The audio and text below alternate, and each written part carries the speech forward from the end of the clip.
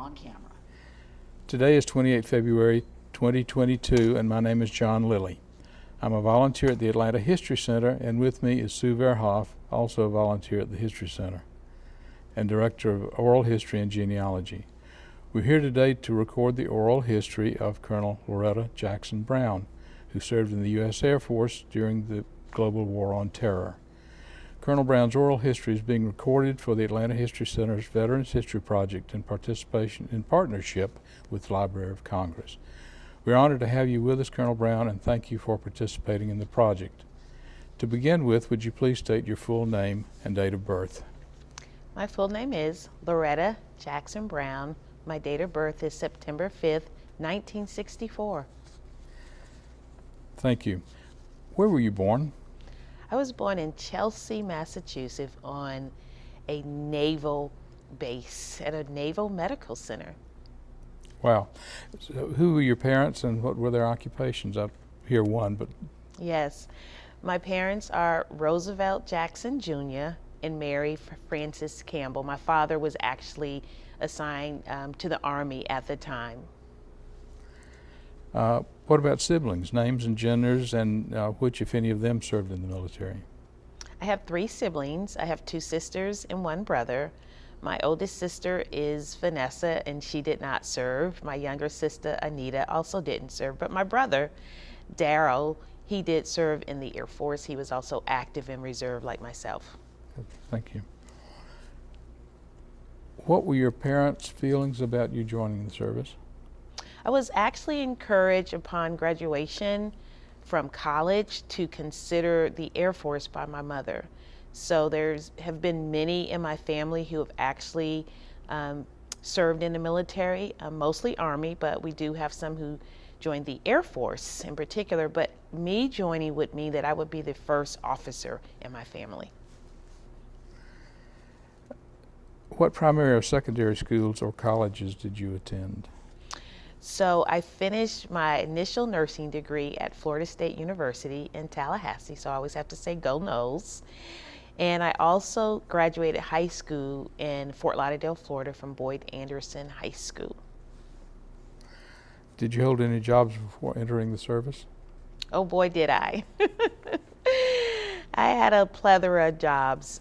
So I always recall that my initial job was at a fast food restaurant. So I used to get up at 6 o'clock in the morning and make the biscuits. And so I did a number of jobs prior to then working as a nurse once I finished college. Once you decided to go into the Air Force, where was your initial point of entry? Where did you hold up your hand and enlist? So my decision to enter the Air Force started at a career day at Florida State University. So they had several tables with different organizations, and I saw this gentleman over there with this blue suit on, and no one was at his table. And this is really how it happened. And I just went over there and struck up a conversation with him, and he began to say, "You should join the Air Force, and here are all the options." And so he invited me and some other classmates to a dinner. And then at that dinner, they had nurses who were in the Air Force. And I was like, wow, this is a possibility. And I always thought, you know what, let me consider the Air Force now, because at that particular time, you then couldn't enter active duty at a certain age. And I thought, well, if I don't like it, I can always get out. And so I actually began the paperwork to join the Air Force while I was still in college.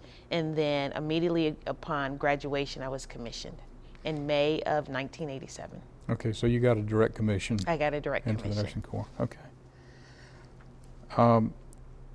What's your most vivid memory of your time in nursing training, either in school or in the Air Force? Yes, so I went through what's called military indoctrination for medical service officers. So it's MIMSO, if you're familiar with it. And it was at Shepherd Air Force Base. And my most memorable thing when I got there was like, what have I signed up for? At that meeting I told you about, that dinner with all those nurses, it's all the great things. You think it's, and then you kind of start really learning what you signed up for. So that's when I first began to learn how to stand in formation. And MIMSO is everything you have to capture in like 2.5 weeks. is where all your training. So for those who go to officer training school, it's totally different. For those who go to basic training, all that's totally different. MIMSO is this rapid course, and so it was quite overwhelming to be honest with you. And at first I thought I wasn't sure that this was going to be the best thing for me. And of course, looking back, I realized it indeed was the best thing for me as well. So that's my initial feeling. And then Shepherd, the MIMSO was at Shepherd, and I ended up still being assigned to Shepherd. And so Shepherd was a long way from where I grew up in South Florida. And so it was somewhat of a culture shock for me. Your rank when you went in? I'm sorry. What was your rank when you were I commissioned? Was commissioned as a second lieutenant. Okay. Does any particular instructor stand out in your mind? Any of the drill sergeants or the people that you had to deal with during that 2-week period? Not particularly, but I do have I think she was actually my second nurse manager that I had. And I actually just remembered how caring she was, how she really looked out for her team members. I really liked her leadership style. She was very inclusive. And that's when I began to shape, how I wanted to be as an officer and as a nurse leader. Once in the Air Force, beyond the 2-week training, did you receive specialized training in nursing once in the Air Force? Not so much specialized, because the understanding is that my education and preparation at Florida State meant that I was prepared as a registered nurse, and now a lot of my training would then focus on becoming an officer and those components of it. So my technical expertise, I continued to hone and develop, but I began to work more on what it meant to be an officer in the United States Air Force. Okay. What was the hardest part of that training for you? The hardest part was really understanding, what fraternization meant, understanding I couldn't go to certain parts of the base because I was an officer. And so I would work, because you have to remember I was young, right? So I'm in my 20s, and I'm like, but I know those are people my age. I can't hang out with them. I can't participate with them. And so understanding what it meant that as an officer that I was leading others, and that relationship could become very blur, because I would then have to give them orders to do particular things, and understanding now the importance of kind of having that separation, because I did not want it, or they did not want it to influence my ability to lead them. So as a young officer coming out of college, that was an adjustment. That's a different way of thinking. It's a different way of thinking. Where did you serve? You've talked about Shepherd, but let's go on from there. Yeah, so Shepherd was my initial assignment, which was really the foundation. I've met a lot of great nurse friends who I'm still friends with today at Shepherd. And so it was that initial place where I learned that the Air Force was more than a job. It actually is a family, and how much that family protects you, looks out for you, advocates for you as well. And so no matter where you went, if you kind of told someone that you were in the Air Force, you immediately became connected to them. So that was the one thing that I really learned. I also learned about the opportunities to grow beyond my technical skills. And so there was a lot that we always refer to additional duties as assigned as well. And so I found myself out in the community, helping with volunteer organizations. I actually used to lead what we called cardiac rehab. So I would get off work in the morning, and I would then take some individuals to the gym who had experienced either diagnosis with heart disease, had bypass surgery for their heart. And so I would work with one of the physician officers, and I would lead exercise classes as well. I used to also volunteer with the American Red Cross for blood drives. And so I just became really active, and also pushing myself to learn skills that I didn't think that I could do. So I know that the initial floor I was on, we used to say it had anyone on there from the age of 8 days to 88. And so learning to care for patients in that range and I'm not thinking of myself as a pediatric nurse, but then learning that I had those abilities and skills. And so it was really a foundational time for me as well. And then learning how to lead and teach others. I began to work as what we called a staff development officer. So I began to train other nurses and other technicians in various aspects of clinical care. And then I had an interest, because you always have to advance, right? You're always expanding your skills. And so I became interested in critical care nursing as well, and thought about flight nursing. Went through and took the physical for flight nursing, and then decided, no, I don't really want to be on a cold plane with a lot of noise and having to travel left and right. So I didn't follow a lot of my friends into flight nursing. So I kind of picked the thing that worked for me. And then I moved to Keesler Air Force Base so that I could work in their critical care unit. And I did that for about 2 years. And so that was phenomenal. That was really phenomenal. I took care of a lot of sick people, saw them get better as well. And sometimes we didn't see them get better. But what I learned when I was at Keesler is I learned about this thing called dialysis. So I would see them come up to dialyze patients, and I was like, I love critical care, but there was a thing about me that I like to talk to my patients.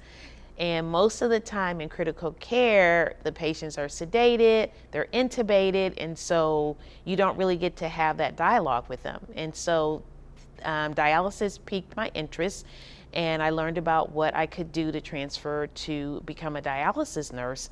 And it's at Keesler where I entered the field of nephrology nursing that I continue to work in today. And also at Keesler, I also went on and finished my master's degree in adult health nursing, became a clinical nurse specialist while I was at Keesler. It's also where I met my then husband, so I also got married at Keesler. So Keesler had a lot of firsts for me as well. I continued to work in the community. I served on the board for the American Heart Association. I volunteered and worked with the Special Olympics as well. And so it was a place that I really grew again as well. From there, I became captain, Loretta Jackson, and then Loretta Jackson Brown. And that's where I added the Brown at Keesler Air Force Base. And then once I finished my master's, I'd been at Keesler for almost 5 years. They called it homesteading, so it was now time for me to go. And so I went and became the nurse manager at Travis Air Force Base dialysis unit. And that was my last duty assignment on active duty as well. So I was at Travis for 3 years. I ran the dialysis center there, and I'm still in touch with some of the wonderful people that I connected with there at Travis. I did a lot of firsts. I started what's called their renal replacement therapies in the ICUs. I helped refine a peritoneal dialysis program with them. Also did some anemia management with them as well. Brought a lot of quality control to the dialysis unit. So I was really excited about the work that I did at Travis, but that ended my active duty days, and then I transitioned to the reserves and was assigned to Dobbins Air Reserve Base in Marietta, Georgia. So interesting. I wouldn't think that many Air Force people would need dialysis. Were your patients mostly retired or active duty or a mixture? How did that go? Yeah, it was a combination of both. So dialysis fit in a couple of ways. So we did provide what we call a chronic unit, and that is essentially someone who needs dialysis 3 times a day. And so that was either dependents, you're correct, or it was also active duty members who then developed kidney disease on active duty, but then of course they're then processed, while their paperwork is being transitioned because now they can't be on active duty. We also did what's called acute dialysis, and that is that your kidneys aren't functioning the way they should be for a short period of time. And if you think of my days in critical care, that's where they would then come in and do acute dialysis for someone who's acutely ill, and hopefully their kidneys will then recover. They won't need chronic dialysis. So I had a combination of both as well, but you're correct. Okay, so you ended up at Dobbins. Let's go on from there then. Yeah, so Dobbins is where I entered, and also it is my exit from the reserve. So enter the reserves and exit the reserves at Dobbins as well. So I was assigned to the 94th Aeromedical Staging Squadron, and in that squadron I did a lot of different things. So I've worked with infection control. I also helped with immunization for the base populace. My final role, though, was as Chief Nurse Executive of the 94th ASTS Squadron. So I oversaw the training, education, and development for the nurses, for the medical technicians, for pharmacists, for respiratory therapists. ASTS means? Aeromedical Staging, what's the Aeromedical Staging Squadron? Yeah, ST is for staging. Okay, thank you. Combat experience?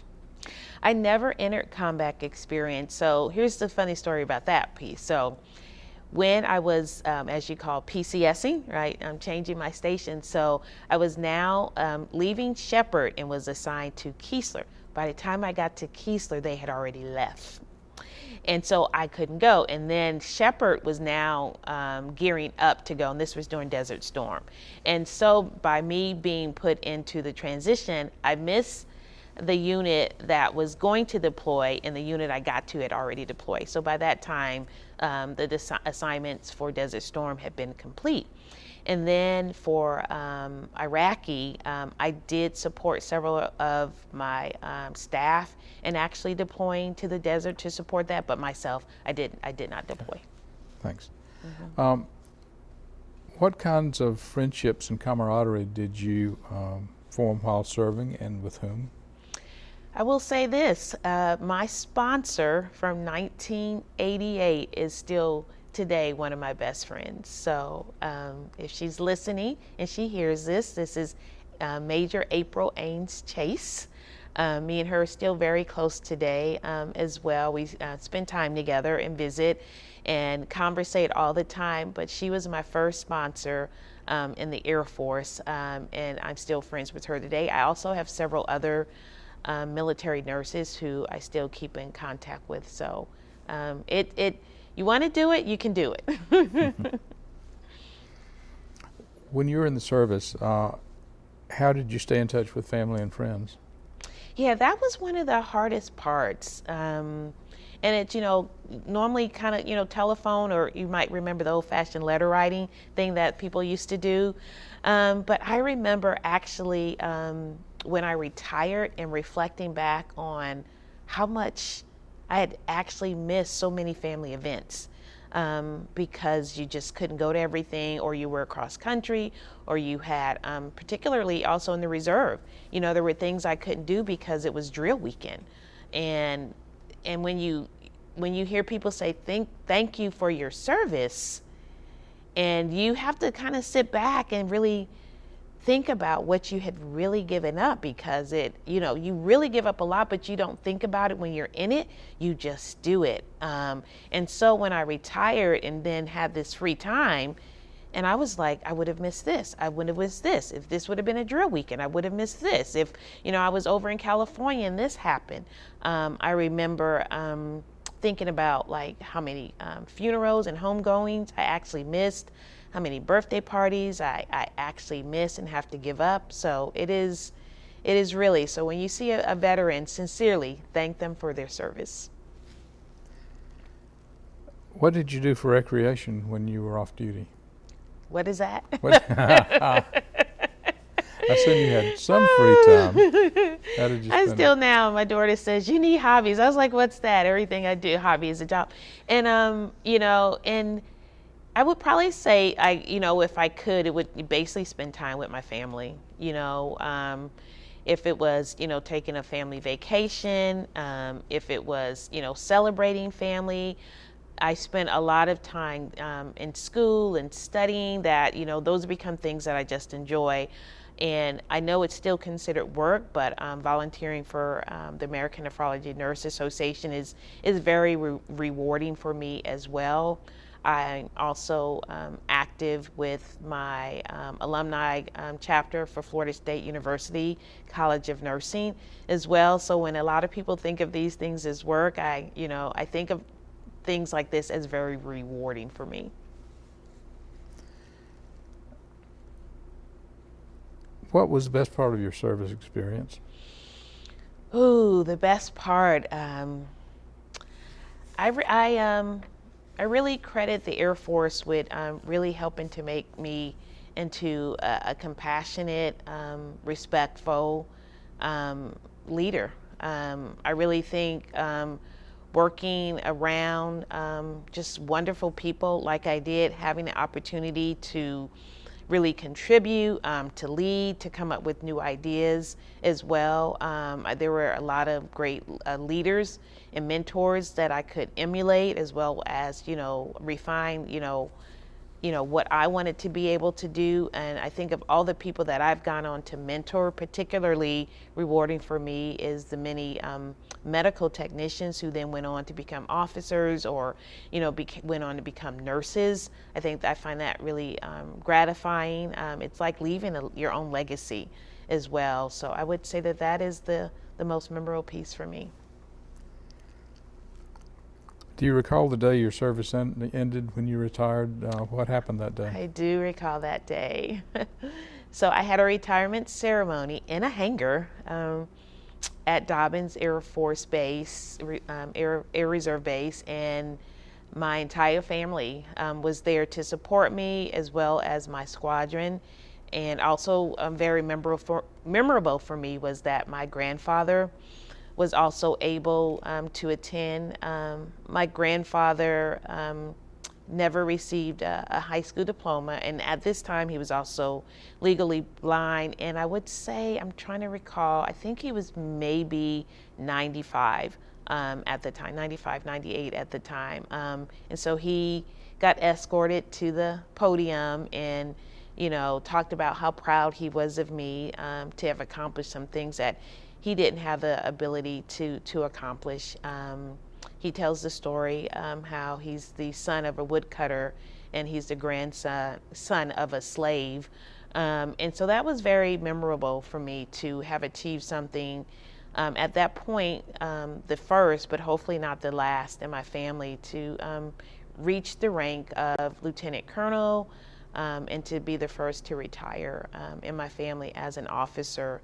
And that is withstanding some of the difficulties as well. I know you kind of mentioned some of the great parts of my career, but there were some challenging times as well, trying to negotiate and move through, the Air Force, particularly as a Black woman. And so I was grateful that in spite of that, I was still able to achieve a lot of great things.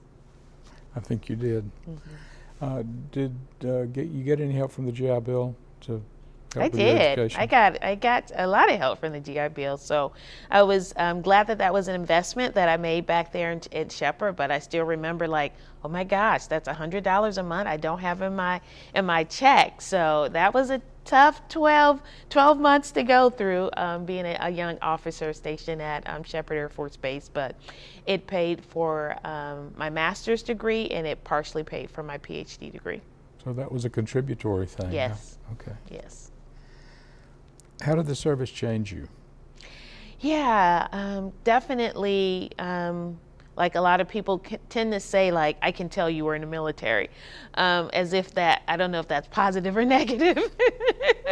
But I think probably my personality just really fit the military. So the structure, the responsibility, the accountability, I think are important. I remember when I transitioned from active duty and I came to Dobbins in Atlanta, and I also had a civilian job. So I was transferring, from active status into a civilian organization. And I remember saying, oh gosh, I need to let my boss know that I made it to town safely. And then I had to think, she doesn't care, It was, those pieces of, the military that for some people it's like an invasion of privacy, but for me, it's those things that there's a family and there's someone who cares about you as well. And so I think those pieces of accountability, sharing information, helping others out, a sense of community. I think that those are all, great things, and those are things I've really found central in my military career, and I continue today. So I might let you know when I travel. Did the service change the way you relate to others? I would say I don't think it changed. I think it just better refined it, and it improved. I've always been a connector. Even as a very young person, it was what they call it. I've learned they call it this, I got a guy, right? And so whether it was, saying I have a friend over here, you might know her, someone can help you.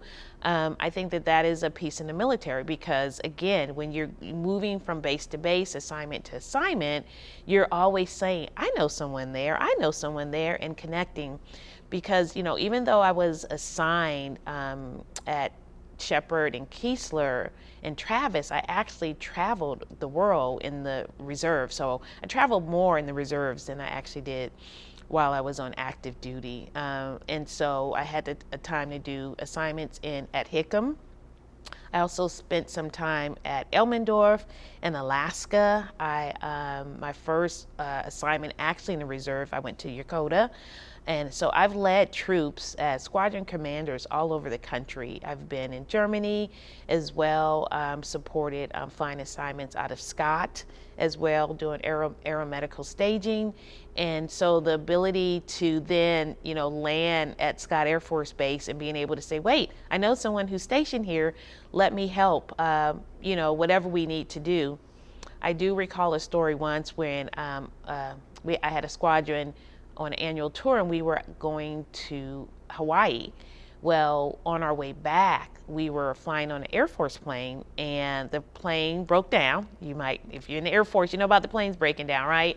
And so that meant that we had to remain overnight. Well, by then we were tired. We wanted to get home to our families. And what did I do? I connected. I knew someone still stationed at in California at Travis, which is where we were remaining overnight coming from Hawaii. I called him up. He came and helped us pick up our luggage. I said, hey, when I lived out here, I know there's a flight from Sacramento that leaves at, a red eye. We can be on that flight. And I just worked and got my troops and squadron on a plane. And we got back home, that next morning, but we didn't have to stay longer. But that's just the connecting. That is just so wonderful. Did you join a veterans organization when you retired? For a while, I belonged to the Retired Military Association at one point. I don't know if my membership is still current, so I'm not sure. I am in the Women's Memorial up in outside of Arlington. I do have a story, and I'm assigned with them, and I'm a member of that group. Okay. Mm-hmm. How did your military service experiences affect your life? Yeah, it affected my life in a way that I would say, again, it taught me the value system of, that, what we have, we really have to advocate for it, and to be grateful for things as well, because things are taken for granted. I think also being away from family at times also taught me the importance of relationships. I also taught me that, this world isn't ours to keep, right? And so whatever I can do to make it better, whatever I can do to help others up and lift them up to contribute to that, I think is real important as well. It used to be like this piece of kind of understanding, like, when I thought about homesteading, right? And I really understood the importance of continuing to grow and not like just taking root up in a particular job. I remember on occasion when I started one of my jobs at a local hospital, and I was like, oh, I've been here like 3 years now. And they looked at me like, are you going somewhere? But I had been so used to moving. And it was like staying in a place for too long. And I remember when I was young in my career, I was like, why do people move all the time? That's like ridiculous. And then as I got older, I understood the value of that. I understood that it challenges you to learn things, it pushes you, but then it also brings in a mix of folks that continue to think differently, and they can evolve because they haven't been sitting in a space that you've been sitting in, to where perhaps you don't see the difference because it's familiar and you're also used to it. So I think about that. So continuing to grow, sometimes my family and friends are still like, what else are you doing now? And even when I was like, I know how to retire, they're like, no, you don't. But I would probably really say that, part of maybe my personality in the military really showing me that, we're going to keep pushing you, we're going to keep training you, you're going to keep doing things differently. I think that that's important. And then when they talk about service before self, I think that that is, a core principle, value of the military that I think is, it's real important, and then the excellence in all we do, that, the component of, if you don't have time to do it right the first time, when will you have time to do it over? And I think that understanding that your work is a reflection of who you are, and that you own that work, regardless, and that it's not your employer's, it's not your spouse, it's not your children's, it's not your friends, it's not your family, but how do you want your work and your life to be reflected in the world? And you get to decide that. And I think that those are some core things that the military helped me better understand.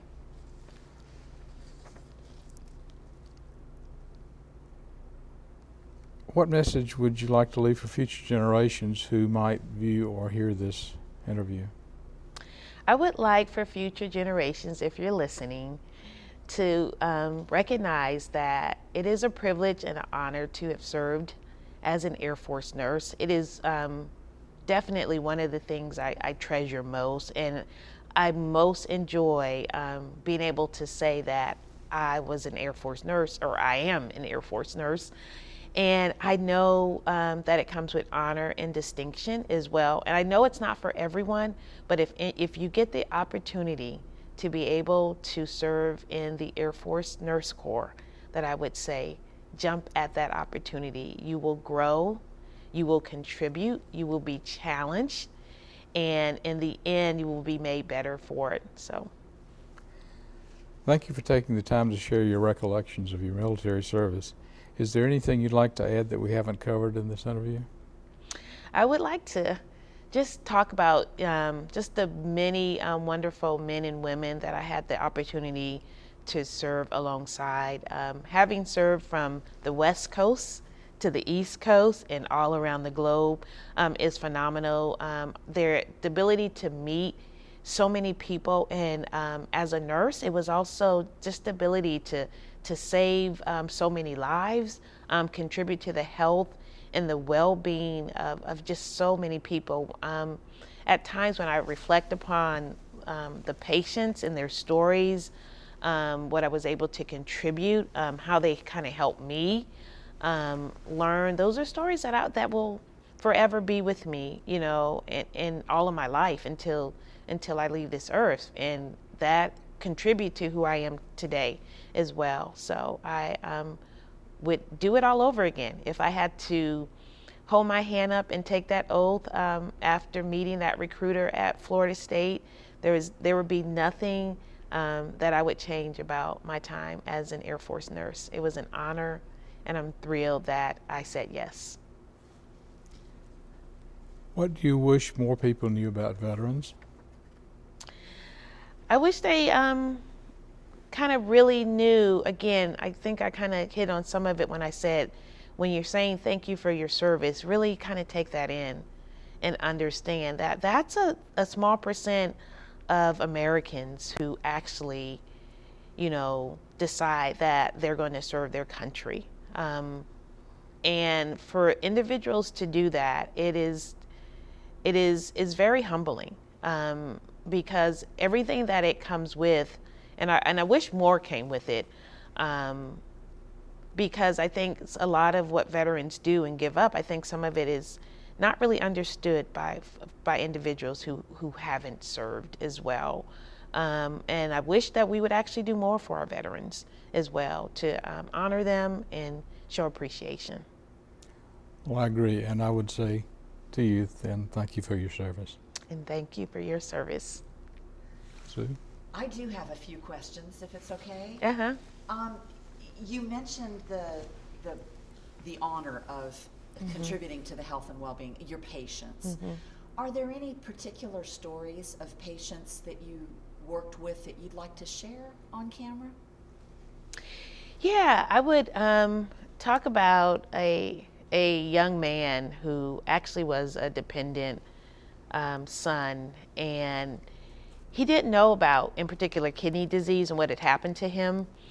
He was playing football, training for football, and he just knew he came in, wasn't feeling well. And what he had experienced is he had become so dehydrated that his muscles, when he was exercising, broke down a byproduct that then was clogging up his kidneys. So it was an acute illness, but I still remember this day that when he was admitted to the hospital and we dialyzed him for the first time, he felt so much better.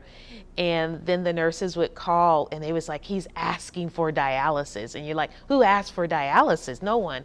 But he knew that made him feel better. And so we were getting the waste out of his body, but to talk to him about that, to then educate him about the importance of staying hydrated, and because I know that his goal was to play football one day professionally. Don't know if that ever happened, but to know that we helped him to recover and that hopefully that he would be able to live his dream out.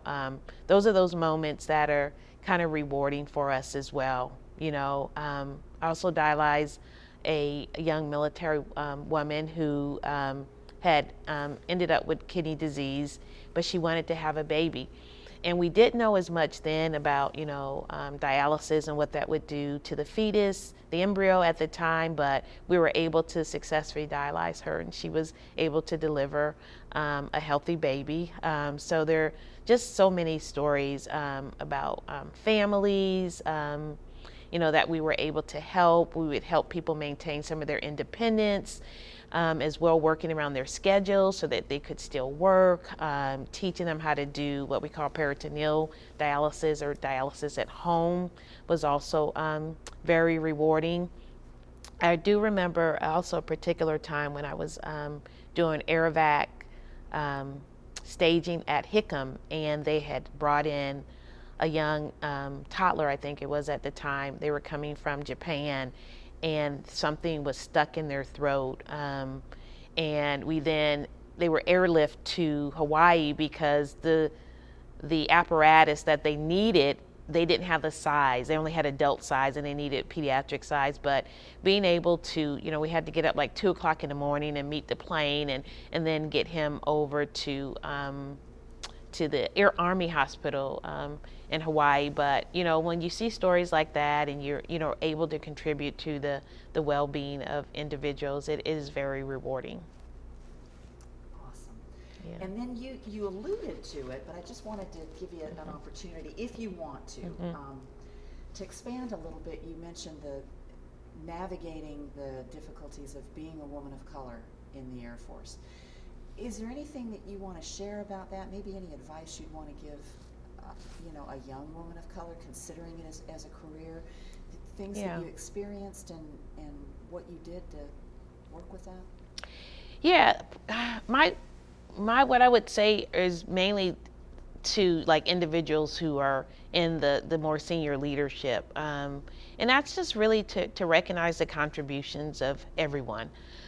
My experience was a lot of times like doing promotions, which are very competitive, and mine was at a time where I was the most competitive individuals at a particular time, yet I wasn't given what we call the nod, if you will, from the medical group commander to actually receive that. And they left a telltale sign, we call it white space, on nominations and evaluations that meant that I didn't receive that promotion. So it signaled to the board, who looked at my paperwork, that while I received what we call a definite promotion below the zone, if you don't have to, don't promote her.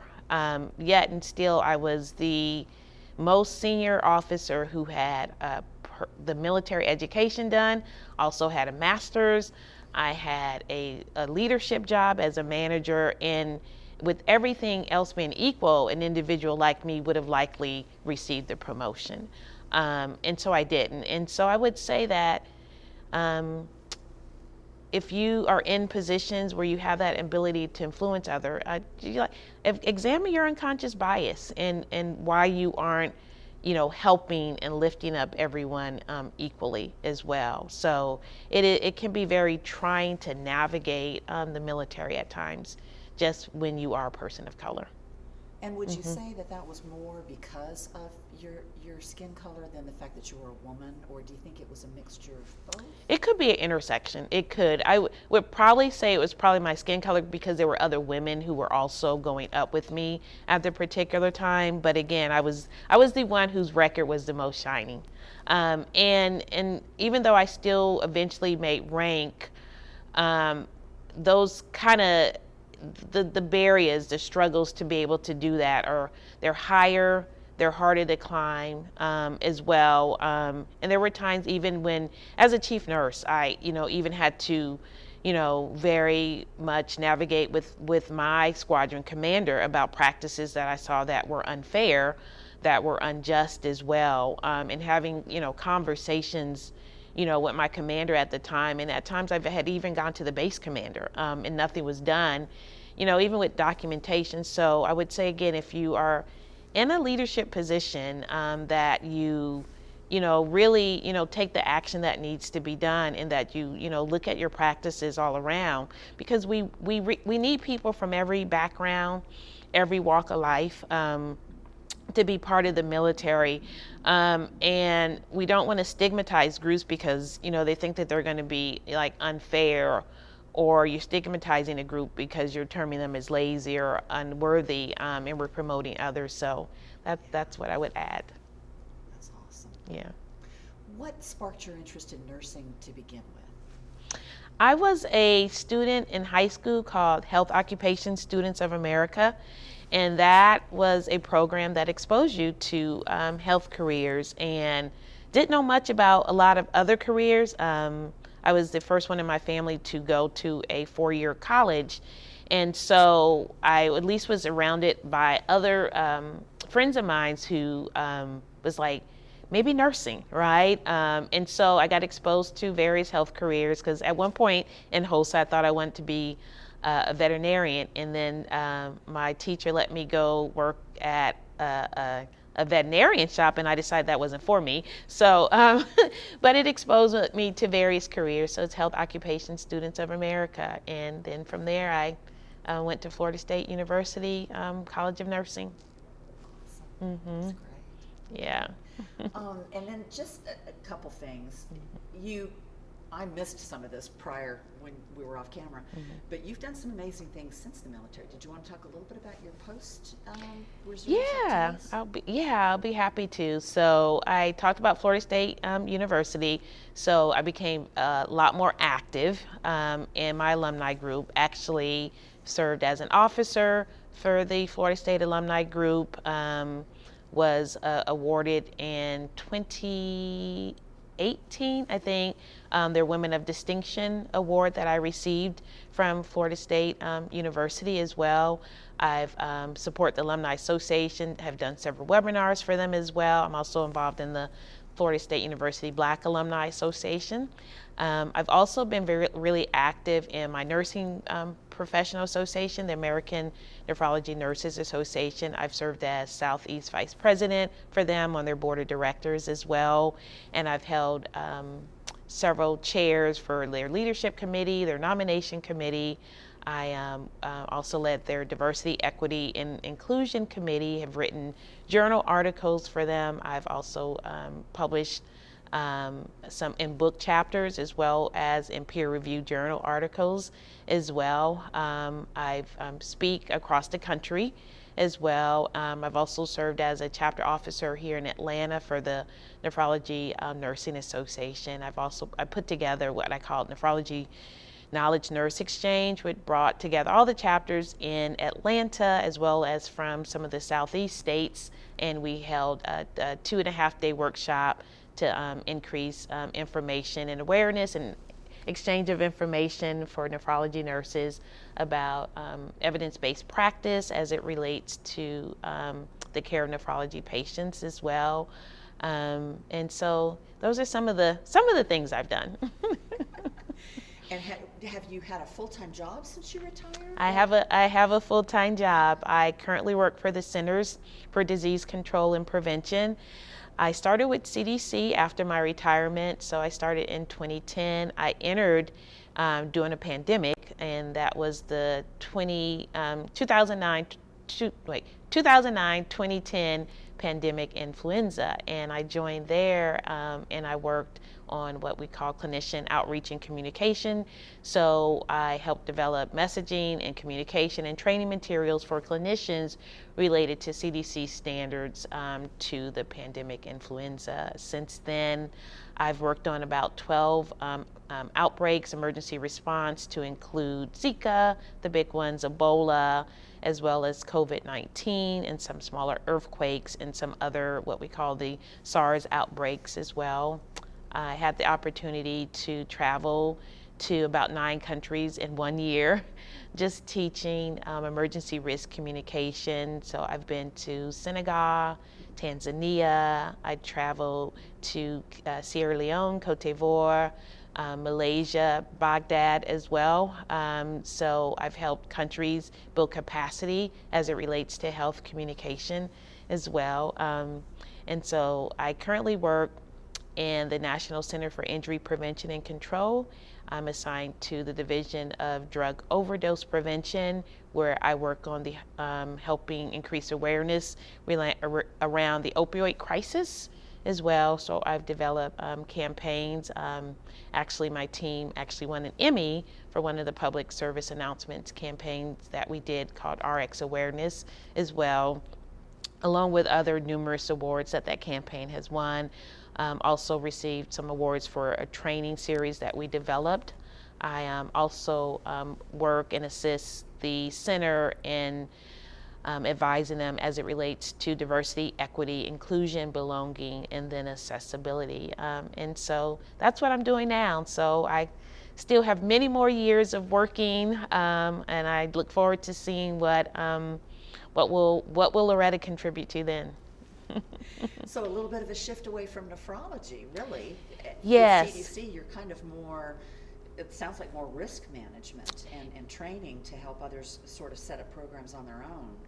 Yeah, it's not directly dialysis related, but it still impacts individuals with kidney disease. The work that I did for my dissertation was looking at families with a history of CKD, chronic kidney disease, and helping them to understand their risk for that. So there's a lot of risk assessment, risk behavior, which is a lot of around the work that I do. So still understanding those concepts. And so it's not just now focused on one population, it is population health with individuals with chronic kidney disease still being a component of that. So because there's opioid and overdose in that environment as well, and they require a particular need because their kidneys don't filter out as much, and so if you give them too much pain medicine, then there's other things you have to consider as well. And then in my work with diversity, equity, belonging, inclusion, and accessibility, that impacts all of us. Of course. So everyone. Yeah. So, and then the work that I did for emergency risk communication, it's more population based, but the messaging would be directed towards any particular group who's impacted by that public health emergency or outbreak. So, Gotcha. yes. So It's exciting, scary, but exciting yes. time. Yeah. And how grateful we are for the work you do, not only your service, but what you're doing with the CDC now. So. Yes. And last question, I got family. Did you want to talk about you mentioned a daughter?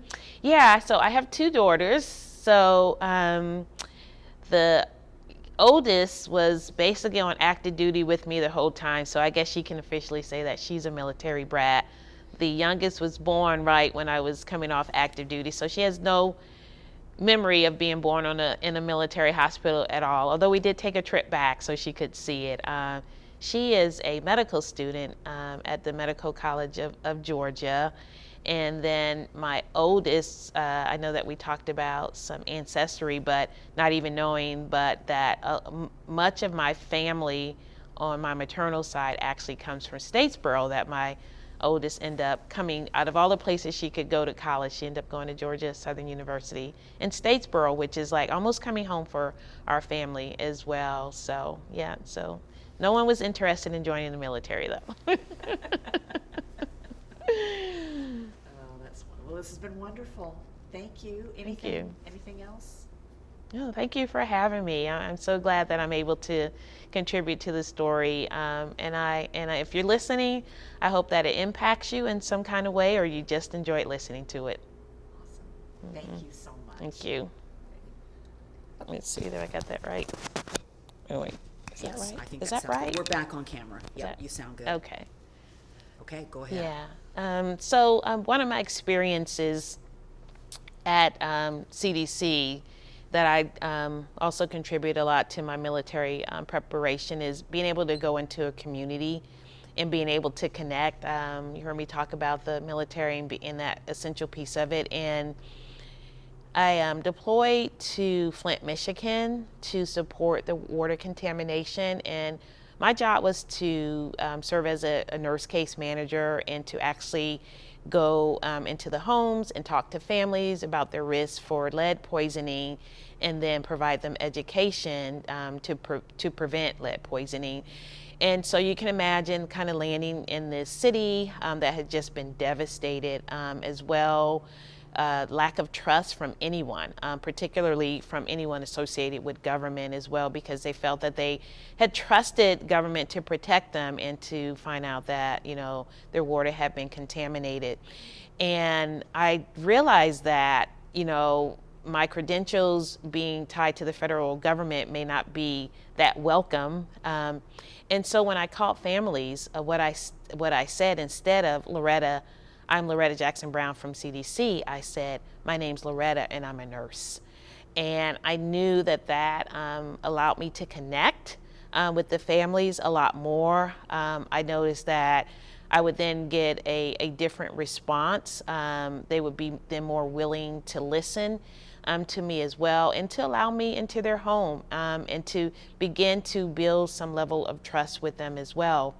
And so the month that I was deployed there, we were able to outreach to hundreds of families as well. We were able to get them resources that they needed, and also help them to protect their kids as well. But it was very humbling experience, and as much as I wanted to do a lot more than what I did, because the impact was, it was going to be extended for years, I was happy that I was able to contribute and do my small piece that I was able to do to help the families have a sense of normalcy and begin to recover.